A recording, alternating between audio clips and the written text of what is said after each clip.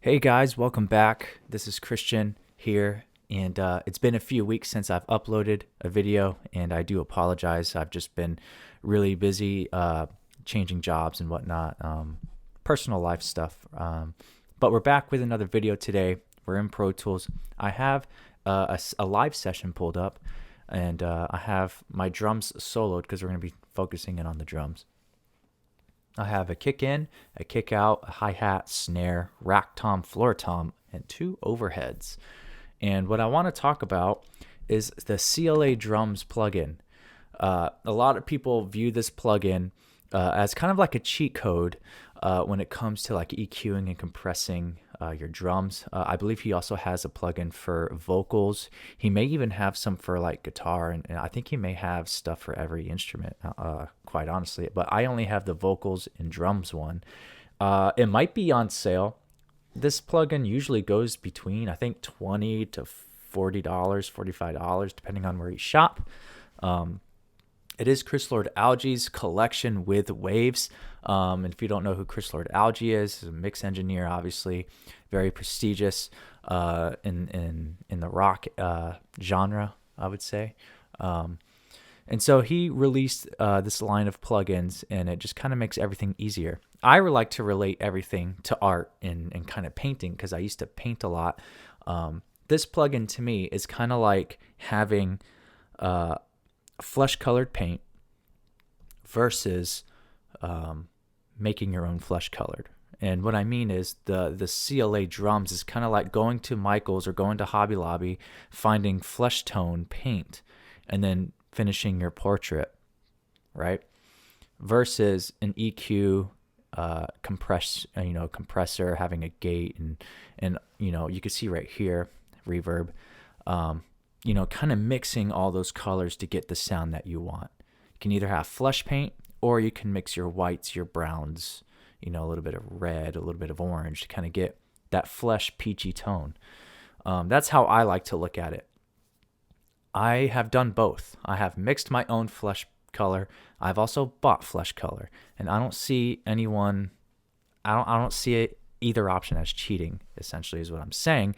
I viewed it as a tool in your back pocket. And so let's kind of look at some of the parameters here. We have a knob here that says kick, and you can bounce, snare, toms, overhead, room, cowbell.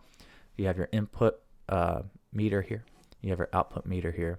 And then you can see bass, treble, compression, reverb, gate. And there's kind of different settings. And so if you don't know, bass obviously will bring up the lower end. Treble kind of brings up the top end. Compression will quite literally compress your track.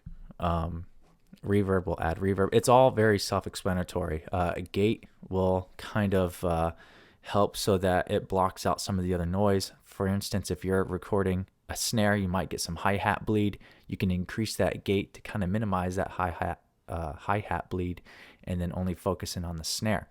It kind of creates that tighter drum sound when you have a gate on there. But that's to taste. And so that's kind of what the plugin kind of presents. And it's 5 faders, and it's either up or down. There's no fine tuning, really. The fine tuning aspect, at the very least, is like up here.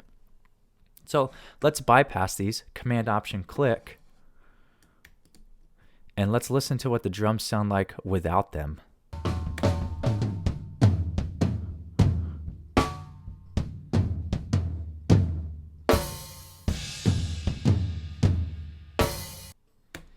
So very dry. This is a smaller venue live.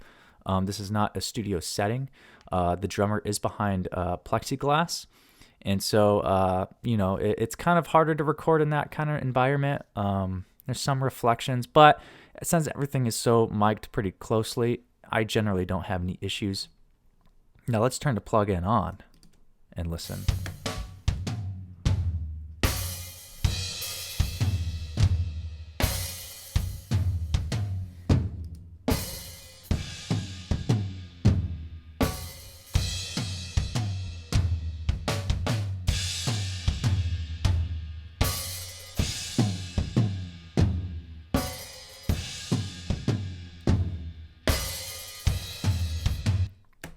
That is a dramatic difference. And this is why I love this plugin, because especially if you're a beginner, this is a great way to kind of get your hands on some compression, some gating, and some slight EQ, right? I mean, granted, I like having a full EQ to kind of fine tune things, but this sounds great. And so some of the parameters here, as you can see, I have two kick drums. I have a kick in, kick out. If you press this button here, you can actually pull up another plugin and then have them side by side. So as you can see, we have kick in, kick out, and I have it set up a little bit differently. Kick in, you want to capture the beater. So I boosted the top end, brought down some of the lower end, or I boosted some of the lower end, but I brought up the top end.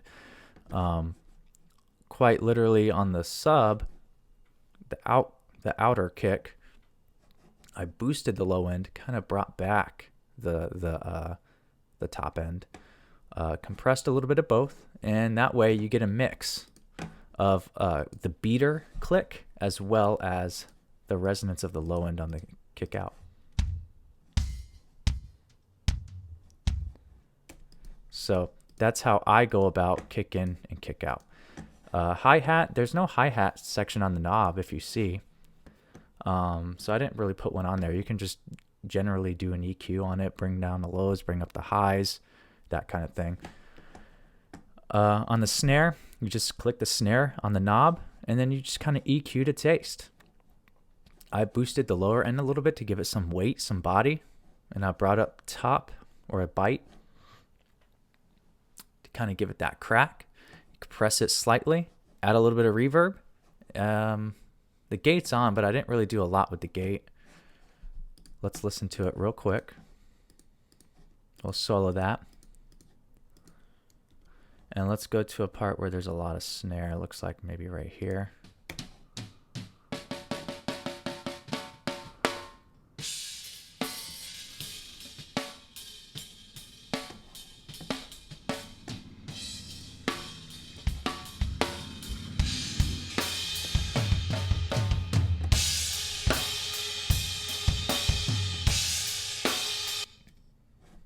And so my suggestion also is when you're manipulating these, when you're in the session and have your drums pulled up like this and you're using this plugin, or just in general, I like to kind of mix an EQ as everything is playing. I think that kind of makes more sense than individually EQing them and getting it to sound good on its own, and then it doesn't sound as good with the rest of the band. And so what I did was I was kind of making these adjustments as each part was playing together. And that's generally how you want to go about it.